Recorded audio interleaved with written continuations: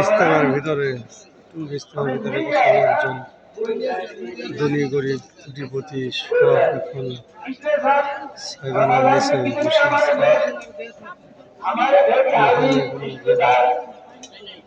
ধনী গরিব বলা যাবে কি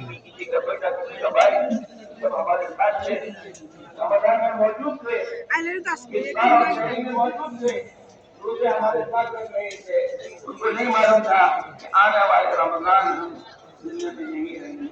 हमको भी नहीं मालूम कि हम रमजान तक पहुंच पाएंगे या नहीं पहुंच पाएंगे। तो बल्लिगना रमजान, ऐसा हमको रमजान तक पहुंचा दे।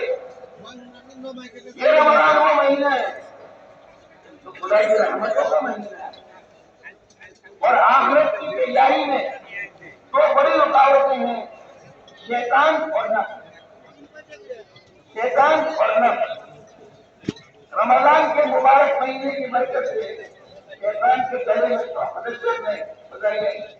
रमजान में भलाई रमजान जो भलाई की किताब है ना, उसको कीमती सरमाया है। अल्लाह हमको माफ फरमाए, हमारी सृष्टि को माफ फरमाए। 10-10 साल 20-20 साल 5-5 साल 8-8 साल बीते हुए हो जाते हैं, और रोजाना जमात में इसकी तरफ की जाती है कि अपने घरों में फजाइल का हल्का कायम करें, तालीम का हल्का कायम करें, ताकि इन फजाइल के जरिए से घरों में आखिरत का फिक्र पैदा हो और उन आमाल के करने का शौक पैदा हो।